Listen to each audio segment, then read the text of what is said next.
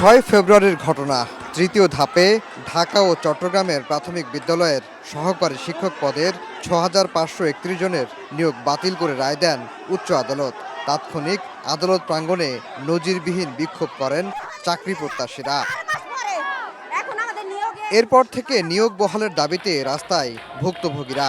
পুলিশের জলকামান, লাঠিচার্জ কোনো কিছুতেই আন্দোলন থেকে সরাতে পারেনি তাদের। উপায় না দেখে হাইকোর্টের রায়ের বিরুদ্ধে আপিল করে প্রাথমিক শিক্ষা অধিদপ্তর। সোমবার সেই আবেদনের শুনানি শেষে নিয়োগ বাতিল করে দেয়া হাইকোর্টের রায় 1 মাস স্থগিত করেন আপিল বিভাগ। তবে ওই দিন কারা আদালতের দরজায় লাথি মেরেছে তাদের চিহ্নিত করা দরকার বলে জানান সর্বোচ্চ আদালত। চূড়ান্ত বিবেচনা সর্বোচ্চ আদালত কর্তৃক তাদের পক্ষে রায় গেছে, সুতরাং তারা নিশ্চিতভাবে বলবেন তাদের প্রতি ন্যায় বিচার প্রতিষ্ঠিত হয়েছে। আমরা প্রত্যাশা করব মাননীয় বিচারপতি যে উষ্মা প্রকাশ করেছেন, আমরা বলেছি সে ব্যাপারে আমরা সজাগ আছি।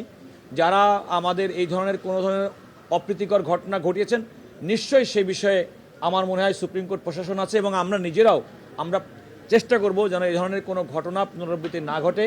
হাইকোর্টের রায় স্থগিত হওয়ায় খুশিতে আত্মহারা সুপারিশপ্রাপ্তরা। এই বিজয় আসলে ৬,৫৩১ জন শুধু শিক্ষকই না, ৬,৫৩১ জনের যে পরিবার সবারই বিজয়। মানুষ মাত্রই আবেগপ্রবণ, আমরা আমাদের আবেগকে সংযত করতে পারিনি হয়তো, সেজন্য আমরা পুরো রাষ্ট্রের কাছে আমরা ক্ষমা প্রার্থী, আমরা ক্ষমা চাচ্ছি।